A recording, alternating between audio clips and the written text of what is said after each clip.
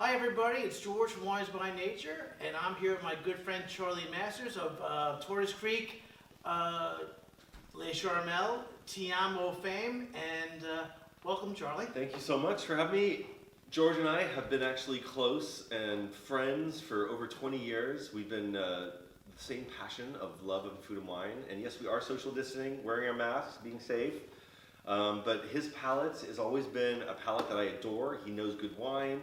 He's got the charisma. He understands people's lives and what they want. The best thing to bring into your life is wine. And Mel and Janie, who are my mom and dad, who own the company, just like he owns this business, are people that bring happiness to our lives through wine. And so that's an important part. And he's always smiling, always happy. And so to work with somebody like that is always very important to our family because he's like family.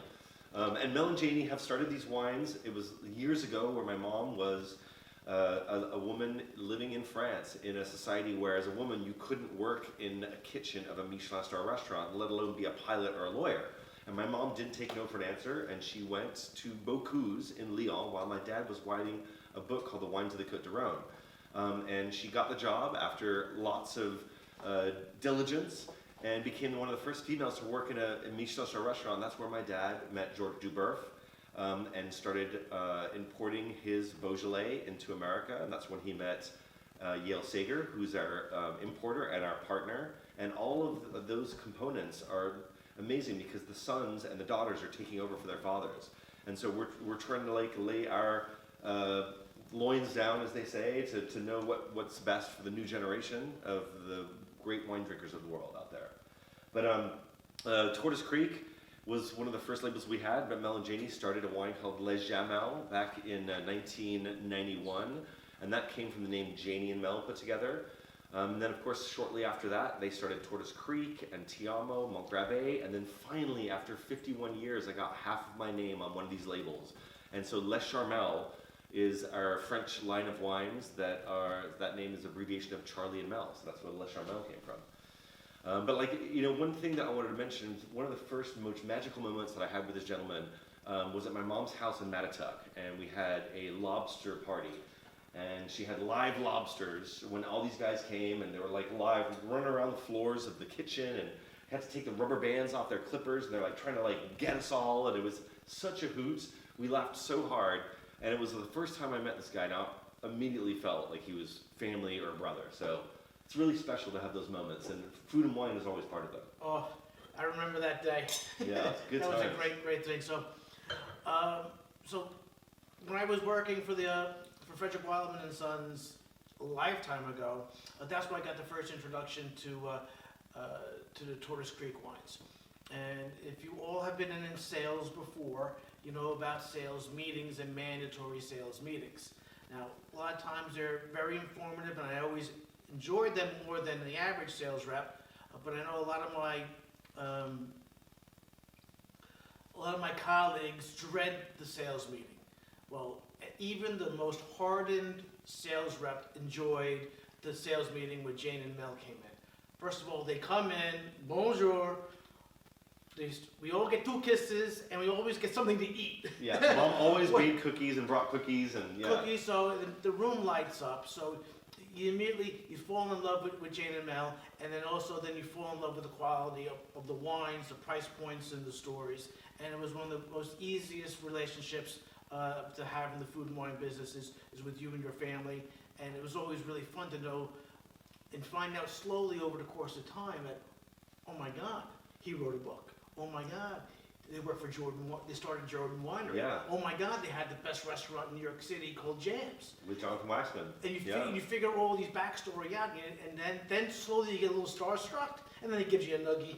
Yeah, I love that. I love that you brought that up, George, because that concept of how they interact with people is exactly what we have discovered at the very beginning of the chain of making these wines. We would have these amazing dinners in these little country restaurants in the middle of the countryside in the areas where we make our wines, and we would discover these wines that they would sell in carafes.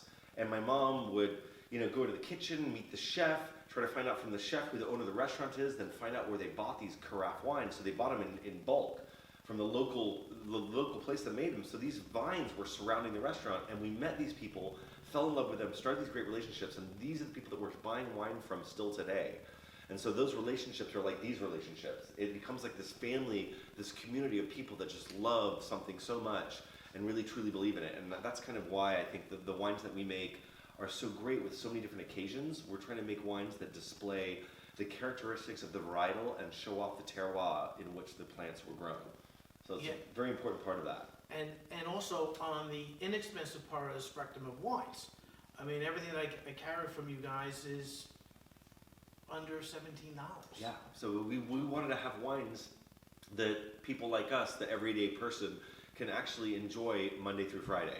And then on the weekends, we drink other people's wine. But like generally, we wanted to make wines that people could drink Monday through Friday that's not going to break the bank. They're wines that, you can open up one of the bottles of Montgravé of ours, drink 2 glasses. Not that in my family we open the bottle and don't finish it, but sometimes if you're alone, you can drink 2 bottles of this wine and keep the wine in the fridge. It'll last for 4 to 6 more days and still hold up really well.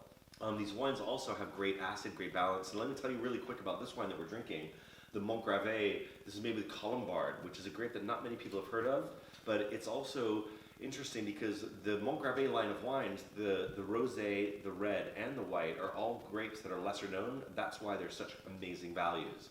But this is Colombard, 100% pure, smells like tropical fruits, got great acid, makes your mouth water, also goes with so many different types of food, especially the kind of food that you get out here in the wonderful islands. Fish-based stuff, but also very, very good with spicy food. So food that has a kick, this is really good balance with. And then of course the Tiamo line of wines that we have, these are all made with organically grown grapes. So just like a great chef would rather use organic ingredients, it's the same with grapes. You actually make a better wine when you don't use chemicals, pesticides, and fertilizers, which is basically how wine was made before World War I and World War II. After those 2 wars, most of the men on the planet were dead, and they had all the fertilizers left over. They're like, let's use this, because we used to make bombs with it, and it was polluting the soil. And so this is a very important wine to us, because I think more and more people need to have wines that are sustainable and good for the environment. So we were very cautious about our carbon footprint. We use recycled glass, soy-based inks, and then Tortoise Creek is our California line of wines. These are all wines from California, and they are Chardonnay, Zinfandel, Sauvignon Blanc, Pinot Noir, and a Merlot and a Cabernet. But this is Zinfandel that George has a little bit of Tannat. Tannat is a very masculine, spicy, very tannic grape, and Zinfandel is usually very soft and elegant and sweet. And so I think it needs a little bit of this kind of structure. Sweet flavor, not sweet sugar. No, yeah, Sweet exactly. fruit. Fruit forward, yes, Yes. exactly. And then Les Charmel this is a Pinot Noir from the south of France, from the Limoux region, which is actually 25 miles directly north of the Spanish border. So you're right on the Mediterranean Sea, close to Spain. So it's a hotter climate, mostly chalk and calcium and limestone, which is really what Pinot Noir thrives in. And hopefully one of these days it's somewhere where me and George will enjoy some wine together soon. Yes, In France. on the list. Hopefully. So, wow, I think you covered it all. I did, but I have more stories. I mean, one of the first things I want to tell you about the Les Charmel wines, the first time we met this farmer that makes this wine, it was a friend of my father's, and his father owned some property in this area, and when he passed away, the son inherited this property, and he reached out to my father and said that, my father passed away, some wine buddy of yours from back in the day, and my father, first thing he said was, we want to come and see you and spend some time with your family. And so we went there and we had this wonderful meal with him, and he looked at my father, he's like, my father would really want you to make one of our wines. I was like, well, we'd love to sell one of your wines. And that's kind of the relationship that started the Les Charmel Pinot Noir, and this wonderful camaraderie of passion of food and wine. And we asked him to harvest the grapes a little bit later, so they're a little bit more fruit forward for the American market. He followed what we decided to do and made the wines just even more incredible than we possibly thought they could be, especially for that price, under $20. Oh, it's $12, $13. Yeah, so $12 or $13 on the shelf. Really great value, and those prices. I just worked in Los Angeles. This wine is about $3 more there, so really good prices that they have here in the state. I'm really excited that We you only guys. look expensive here. Yeah, only because the way you set the store up looking so nice. It's Yeah. awesome. But yeah, I really encourage everyone to try new things. I mean, one thing that we don't make a Malbec, but Malbec's one of my favorite grapes, and I love Malbec, and I have a lot of friends in the wine industry.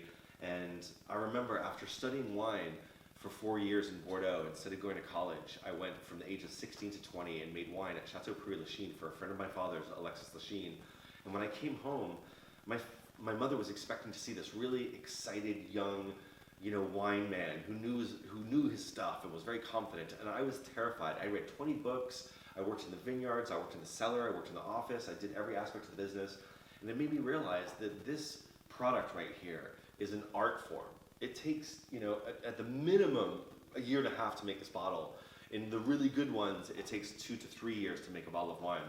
So much goes into it.